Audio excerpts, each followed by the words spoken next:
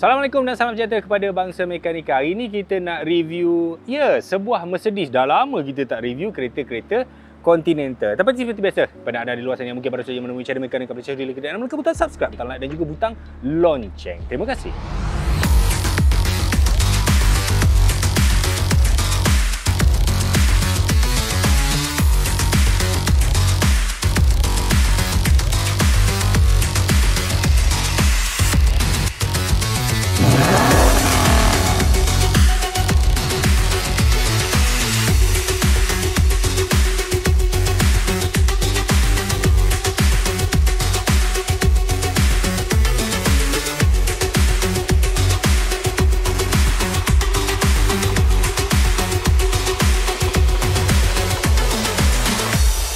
Mercedes-Benz, sebuah jenama mewah daripada Jerman yang bersaing dengan BMW dan juga Audi. Mercedes ni pengaruh dia memang besar lah. Okey, untuk anda di luar sana yang mungkin tidak tahu, atau mungkin tidak concern tentang produk-produk daripada Mercedes. Mercedes ni basically dia ada 3 core model utama, iaitu C, E dan S.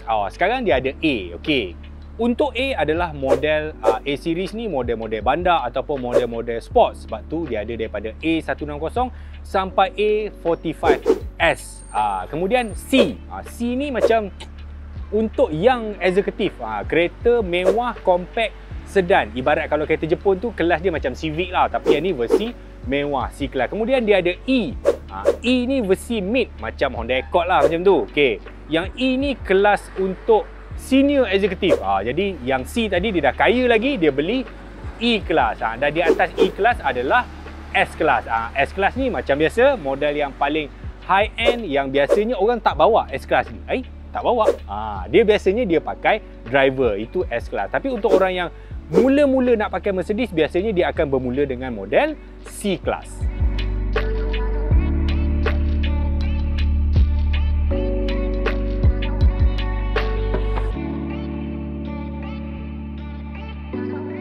C Class, walaupun dia kita biasa tengok C Class ni memang sedan lah, 4 pintu, bawa family, bawa barang. Tapi C Class juga dikeluarkan dalam beberapa jenis varian, iaitu body yang bukan yang ni lagi, yang sedan, yang coupe, maksudnya dia 2 pintu hardtop. Dia ada wagon, dia ada 4 pintu dan bontot dia panjang ke belakang. Dan yang ini dia ada convertible, dia coupe 2 pintu dengan bumbung boleh buka dan juga 4 tempat duduk. Okey, kalau bumbung boleh buka, kenapa kita tak beli SLC bang? Okey, untuk SLC tu dia lebih kepada roadster, dia lebih sport. Yang ini bukan sport sangat lah, dia cuma boleh buka bumbung, nampak tempat duduk. SLC dia 2 seater saja, dia kedekut macam Miata lah. Ini adalah unit recon ataupun unit import terpakai daripada Japan. Sebab tu dia unik sikit lah, dia orang bawa masuk yang ini, yang Cabrio. Malaysia ada jual ke? Ada. Pada 2016 Malaysia, Mercedes-Benz dia melancarkan model ni. Masa tu dia keluar C200, C250 dengan C300 kalau tak silap saya. Cabrio, harga dia 400,000 macam tu. Tapi untuk unit terpakai macam ni, anda boleh beli mungkin separuh lebih sikit je. Maknanya ramai orang sebenarnya boleh mampu beli ni. Yang ini sebenarnya juga dia lebih murah daripada Mazda Miata yang baru.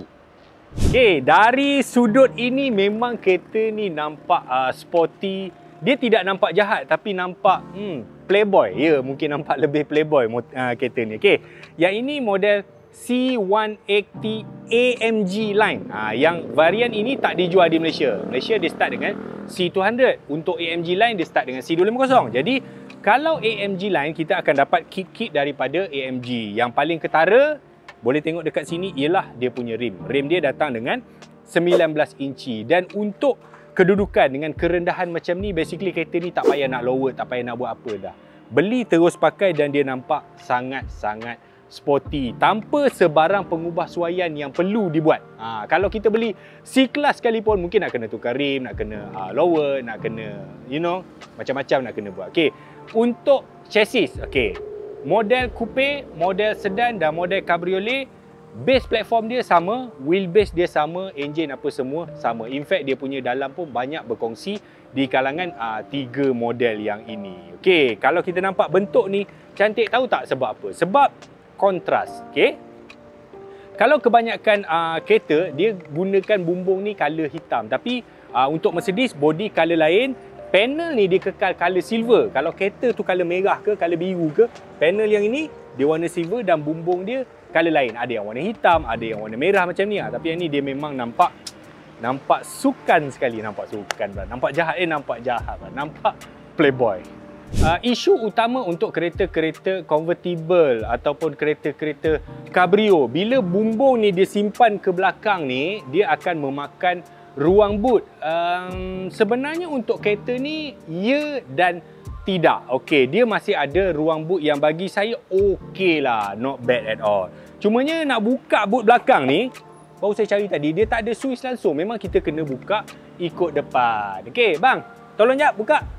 Dia punya switch tu ada dekat dia punya pintu lah, macam Mercedes yang lain. Dia dekat pintu dia. Buka boot belakang dulu bang. Dekat pintu tu. Nampak? Maknanya daripada dalam baru kita boleh buka. So, ini dia punya space. Memang tak besar. Nampak tak ada benda ni? Ni, benda ni. Benda ni menghalang sebab dia akan simpan bumbung dekat bahagian belakang. Kapasiti masa kita tak pakai. Maksudnya bumbung ni duduk kat atas lah. 360 liter. Tapi bila kita dah lipat semua bumbung ni dan dia simpan dekat bawah tu, dia mengecil menjadi 285 liter. Sebagai perbandingan, lebih kurang boot Axia baru lah.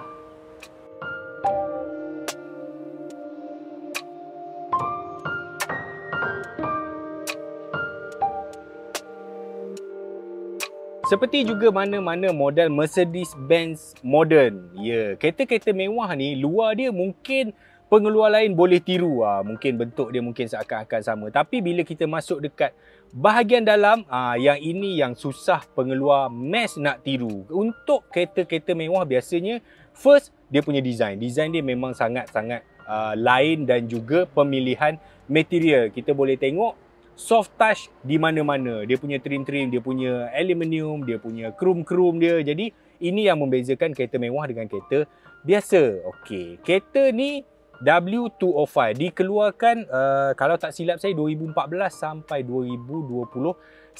Model ni model tahun 2017, belum facelift lagi. Tapi kalau kita masuk kat dalam dia, model W205 ni dia berkongsi semua, baik wagon, baik coupe, baik convertible.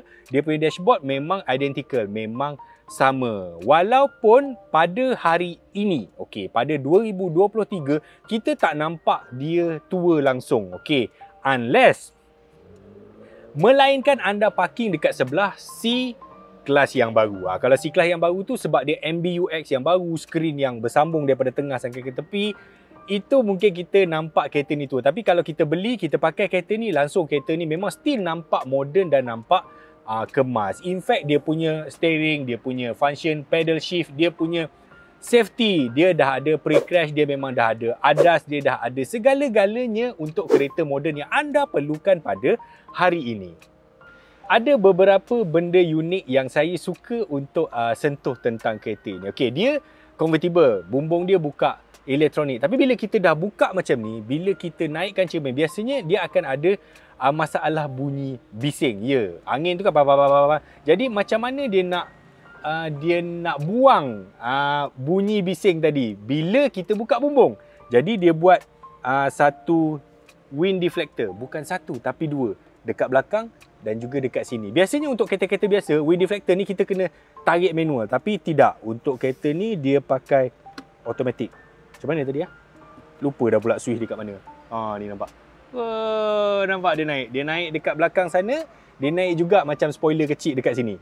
Jadi angin tu membias dengan lebih jauh dan kita bila berborak dengan janda pula dah skandal. Bini contohnya cakap, kita nak pergi makan kat mana? Ikut awak lah. Lepas tu kita cadang kat situ, dia tak ada. Cadang kat situ, dia tak ada. Cadang kat situ, tak ada. Betul tak Zam? Kau bini dua. Jadi jika anda membeli kereta convertible seperti ini, 4 pintu pula dah. 2 pintu, 4 kerusi, muat ke tidak duduk kat belakang tu? Boleh tak kita beli untuk family? Pada awal saya tengok kereta ni, saya rasa macam kecil kot belakang dia kan. Tapi Jom saya tunjukkan. Okey, cara nak masuk dia senang. Sebab kereta ni kereta mahal. Kita tidak perlu nak menggunakan banyak tenaga. Jadi dia tolong kita. Slide ke depan. Jadi dah terbuka ruang, kita masuk macam biasalah. Alright. Okey. Bila kita duduk, tarik semula kursi ni. Dia slide sendiri. Ini adalah position ketinggian saya 178 cm duduk di bahagian depan. Okey. Sebenarnya not bad.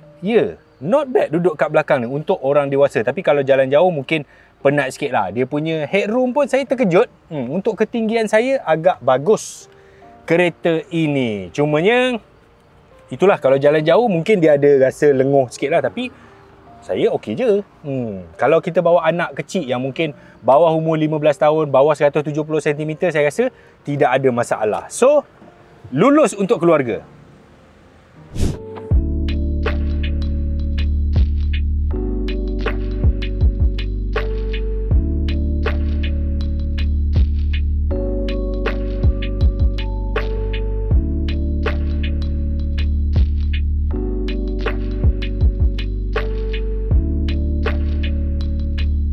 Jadi, dia pakai enjin apa ni? Okey, enjin apa? Cuba teka. Ini model C180. Dia menggunakan enjin 4 silinder 1.6 turbo. 1.6 je bang? Ya, kereta-kereta moden daripada Jerman dan memang tak pakai enjin-enjin besar dah. Enjin-enjin kereta ni sedap dah.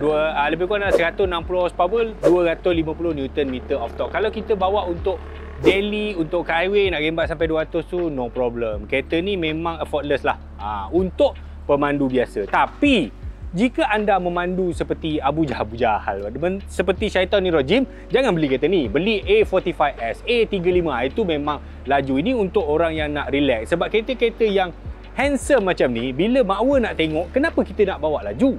Kita kena bawa slow-slow, turun bumbung. Hai, single ke? Macam tu.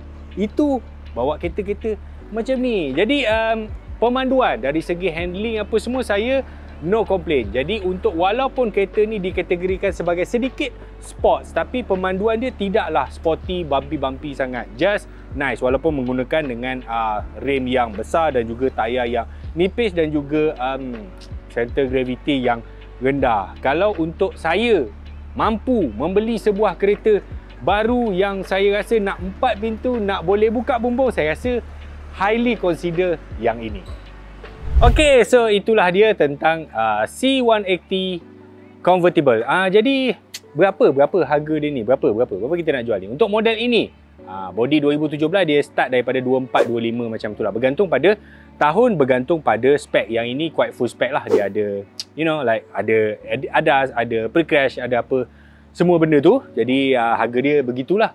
Ada setengah orang kata, alamak 250 lebih, baik beli Alphard, baik beli Velfire, boleh naik 7 orang.